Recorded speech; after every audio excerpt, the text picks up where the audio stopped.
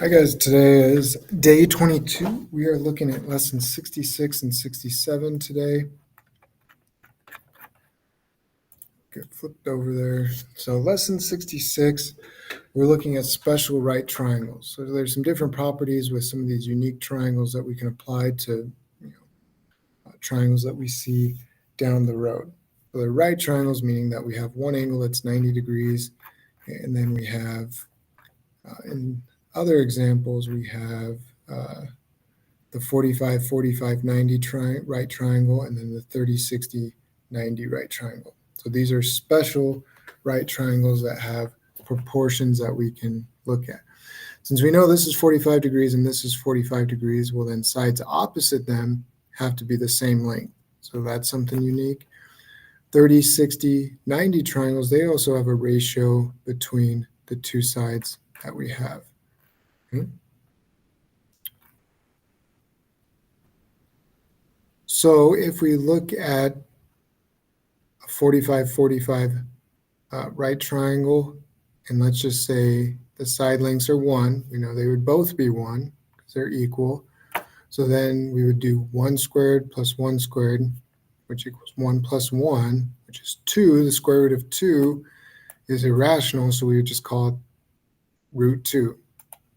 And so in 45, 45, 90 degree angle triangles, this relationship is true. So if this was 10, this would be 10, this would be 10, and this would be 10 times the square root of 2. If this was 5 and 5, it'd be 5 times the square root of 2. So these two sides and this are proportional. I'm not saying it's always one unit, but we know these two sides are always equal. And then this is whatever that side length is times the square root of 2. 30, 60, 90 triangles, and this is one, these proportions, I'll actually let you write them on your reference sheet. So if you want to write now, or I can remind you in class just to have as an example, because sometimes you'll see questions like this and you'll kind of freeze and say, oh, I don't remember the relationship and which one it goes with. In a 30, 60, 90 triangle, well, if the shortest side we call 1, that's across from the 30 degree angle, and we do 1 squared plus root 3 squared, which 1 squared is 1, the square root of 3 squared, here we get 3, and then we have 1 squared, which is 1, plus the square root of 3. I'll draw it out so we know what we're looking at. So again, it was 1 squared plus square root of 3 squared. Well, 1 times 1 is 1. Square root of 3 squared is just 3. 1 plus 3 is 4, and that tells us what c squared is. Well, we take the square root of that, and c is going to equal 2. So that's what it's showing in this relationship.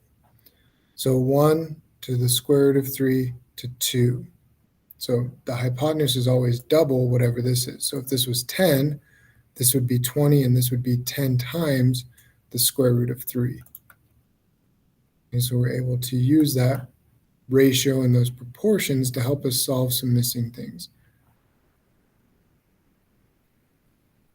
So if we have 30, 60, 90, and the shortest side was 5, well, this would be 5 times 2 and 5 times the square root of 3. So again, I'll let you put these two images on your reference sheet if you want, just so you remember the proportions and which one references the 30 degree angle, which one the corresponding side with the 60 degree angle, because I know it can be difficult to remember all of those. Okay, and this is only for these two types of triangles. So if we have this example, which is one that we use all the time, we want to figure out a catcher throws from home to second. Well, how long of a throw is that? Well, it's 90 feet to first base and 90 feet from first to second. We don't add those. It's not 180 degrees feet. This creates a right triangle. And we know this is going to be 45. This is going to be 45. So we can do 90 squared plus 90 squared equals c squared. Or we can say, go back to our 45, 45, 90. Okay, well, the side is 1, 1, then it's the square root of 2. Well, if it's 90, which it is in this example, 90, 90, and then we multiply this by the square root of 2, it comes out to be, it's obviously an irrational number, but it comes out to be about 127 feet. So we can use this. We can still use the Pythagorean theorem, 90 squared plus 90 squared, to give us c squared, but if we can remember this relationship, it can help us to work backwards to find some of our side lengths. Okay, we'll go over this practice set together.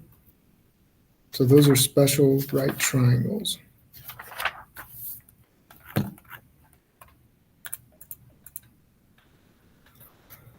Lesson 67, we're looking at percent of change.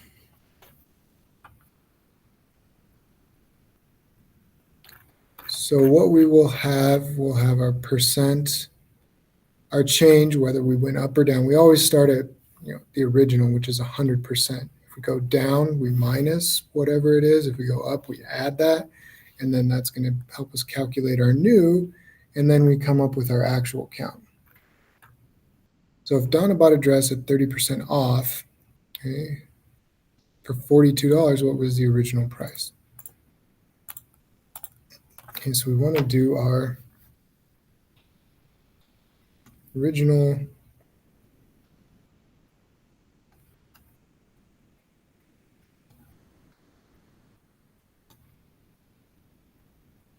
our percent and our price. We always started at 100. The change was down 30, so our new is 70, and the price of the new is 42. So what was the cost of the original? And we can just call it X, just like we've done with these ratio boxes before. Then we set it up.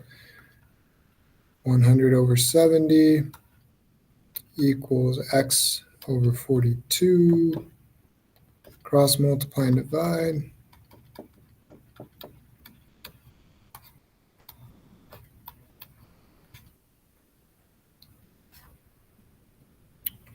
$60.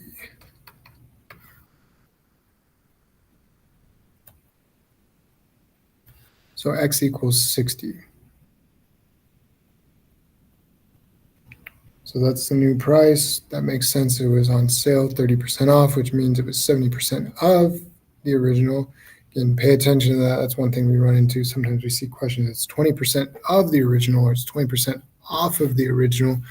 Those are two different numbers. So sometimes we read them the same way, but they mean two different things. So just pay attention. Is it saying it's 30% of the original, or is it 30% off the original? I've even seen some stores that advertise stuff, and it's like, I don't think that's what they mean. But anyways.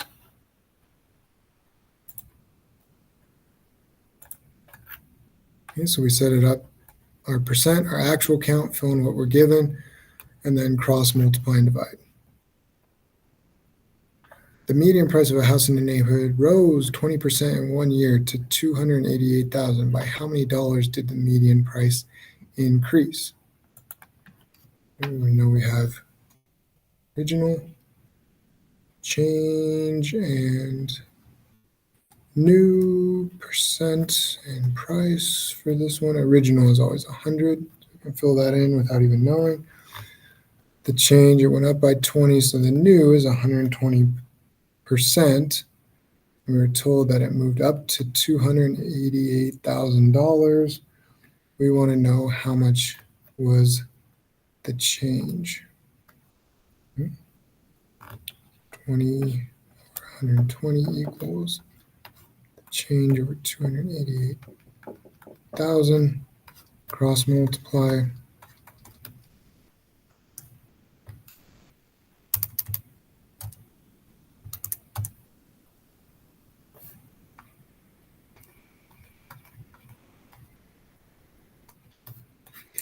And divide.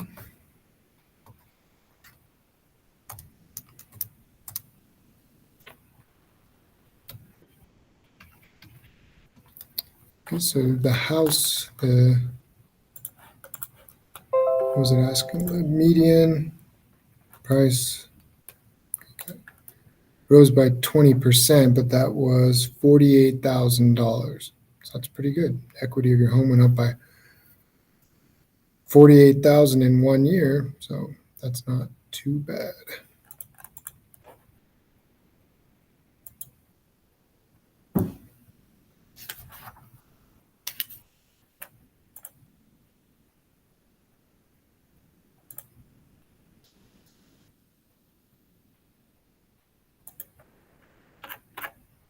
All right, practice that. We'll go over most of these in class. So next, 66 and 67.